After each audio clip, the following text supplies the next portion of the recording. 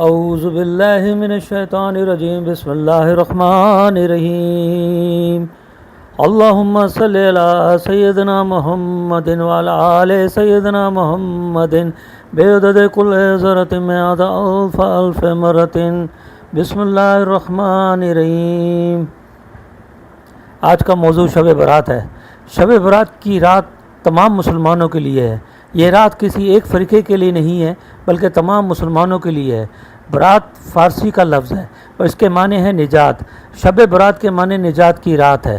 ہمارے پیارے نبی صلی اللہ علیہ وآلہ وسلم نے اس رات کو لیلۃ البرات فرمایا، جس کے معنی نجات پانے کی رات۔ اس رات کو چونکہ گناہ گاروں کی مغفرت ملتی ہے اس لیے شب کو شب برات کہتے ہیں۔ اس رات کو دولے والی رات نہیں سمجھنا چاہیے اور نہ کہنا چاہیے۔ اس رات کی اہمیت کا اندازہ ان دو احادیث سے ثابت ہوتا ہے۔ ویسے تو مختلف لوگوں نے مختلف کتابوں کے حوالے دے کر احادیث بیان کیے، لیکن یہ دو مستند احادیث کی کتابوں کے حوالے سے بیان کی جا رہی ہے۔ ان احادیث کی کتابوں کو تمام مکتب فکر مانتے ہیں تو پھر یہ کافی ہے۔ کسی بات کو سرخم کرنے کے لیے، تسلیم کرنے کے لیے کہ یہ رات کتنی اہم ہے، یہ بات کافی ہے۔ یہ رات کتنی اہم ہے، اس لیے اس رات کی قدر بھی کرنی چاہیے، اس کو منانا بھی چاہیے۔ یہ جامع ترمذی جو کہ مستند کتاب ہے، جلد اول صفحہ 403 اور 404، حدیث نمبر 718، حضرت بی بی عائشہ رضی تعالیٰ سے روایت ہے۔ حضرت بی بی عائشہ رضی تعالیٰ فرماتی ہیں، ایک رات میں نے آپ صلی اللہ علیہ وآلہ وسلم کو نہ پایا تو میں آپ صلی اللہ علیہ وآلہ وسلم کی تلاش میں نکلی تو کیا دیکھتی ہوں، آپ صلی اللہ علیہ وآلہ وسلم جنت البقیع میں ہیں۔ آپ صلی اللہ علیہ وآلہ وسلم نے فرمایا کہ تجھے ڈر ہوا کہ اللہ اس کا رسول صلی اللہ علیہ وسلم تجھ پر ظلم کرے گا؟ میں نے عرض کیا، یا رسول اللہ صلی اللہ علیہ وآلہ وسلم، میں نے سوچا شاید آپ صلی اللہ علیہ وآلہ وسلم کسی دوسری زوجہ کے ہاں تشریف لے گئے۔ آپ صلی اللہ علیہ وآلہ وسلم نے فرمایا، اللہ تعالیٰ 15ویں شعبان کی رات کو آسمان دنیا پر جیسا کہ اس کی شان ہے اترتا ہے اور بنو کلب قبیلے کی بکریوں کے بالوں سے زیادہ لوگوں کو بخشتا ہے۔ دوسری حدیث ابن ماجہ کی، یہ بھی مستند حدیث کی کتاب ہے جس کو تمام فقہ مانتے ہیں، جلد اول صفحہ 436، حدیث نمبر 1377، حضرت علی بن ابی طالب رضی تعالیٰ سے روایت۔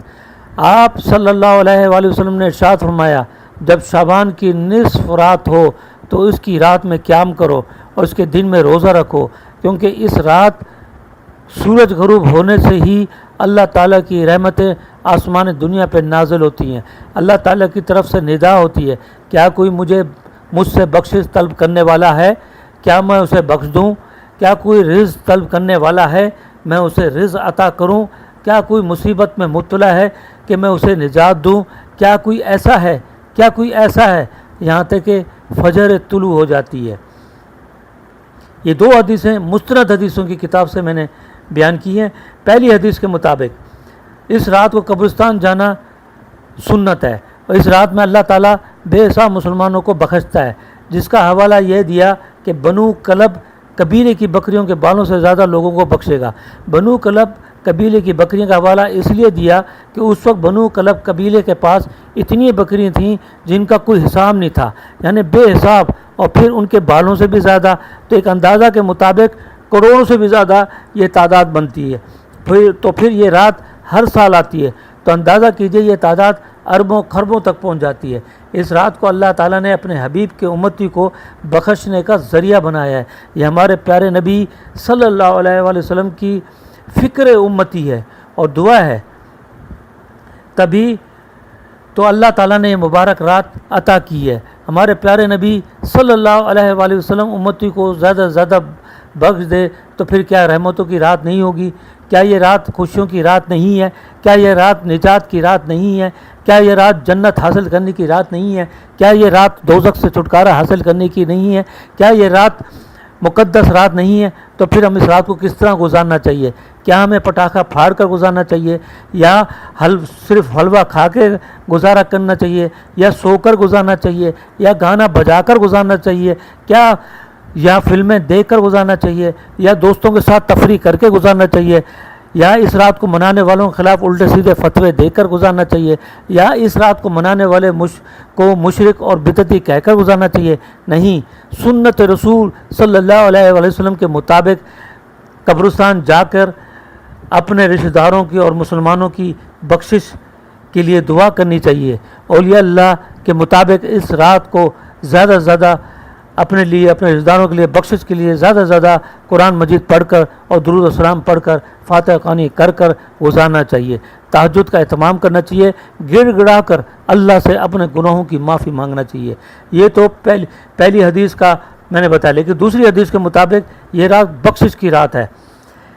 دوسری حدیث کے مطابق اللہ تعالیٰ اس رات میں اللہ تعالیٰ پہلے آسمان پہ آ جاتا ہے اور پکارتا ہے، ندا کرتا ہے، کوئی بخشش مانگنے والا ہے تو اس کو بخش دوں، رزق حاصل کرنے والا ہے تو رزق عطا کروں، کوئی کسی مصیبت یا مشکل میں ہے تو اس کی مصیبت یا مشکل اللہ تعالیٰ ختم کرے گا یا نجات دے گا۔ پھر اللہ تعالیٰ ندا کرے گا، کوئی ایسا ہے کوئی ویسا ہے، یعنی اس کا مطلب ہے وغیرہ وغیرہ ہے، یعنی کچھ بھی مانگنا ہے مانگو، یعنی کوئی بھی حدود نہیں ہے مانگنے کی، بس مانگو، اللہ اس کو عطا کرے گا۔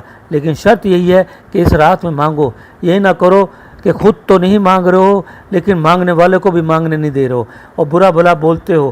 اللہ تعالیٰ اس رات میں ہمارے پیارے نبی صلی اللہ علیہ وسلم کی امتی کی دعاؤں کو قبول کرے گا اور عطا کرے گا۔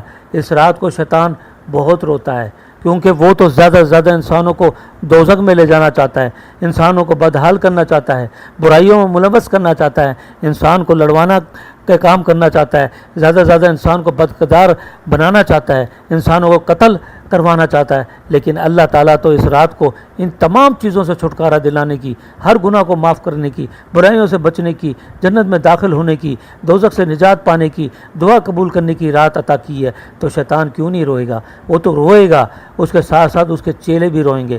خدا را اللہ کے واسطے اس رات کی حقیقت کو پہچانو اور خوب اچھی طرح اس رات کو مناؤ۔ اس رات کو ہمارے پیارے نبی صلی اللہ علیہ وسلم کی سنت کے مطابق مناؤ، صحابہ کریم اجمعین رضی تعالیٰ عنہ کی سنت کے مطابق مناؤ، اہل نظر یعنی اولیاء اللہ یعنی انعام والے ہستیوں کی طرح مناؤ۔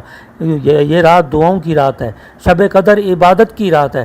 شب قدر کے لیے اللہ تعالیٰ نے فرما دیا کہ 1000 مہینوں کی راتوں کی عبادت سے بہتر ہے۔ اس رات میں حضرت جبریل اور فرشتے اترتے ہیں، لیکن مستند حدیث کے مطابق شب برات کی رات شروع ہوتے ہی صبح کے طلوع ہونے تک اللہ تعالیٰ جو ہمیں آسمان نظر آتا ہے اس آسمان پر آ جاتے ہیں اور ندا فرماتے ہیں، آؤ مانگو، آؤ مانگو، مجھ سے مانگو، جو کچھ مانگو گے عطا کروں گا، اور کچھ بھی مانگو اللہ عطا کرے گا۔ اس لیے اس رات میں خوب دعائیں کریں، کیونکہ معلوم نہیں یہ رات پھر ہمیں ملے نہ ملے، اور پھر گناہوں اور غلطیوں کی بخشوانے کی رات پھر ہمیں میسر ہو یا نہ ہو۔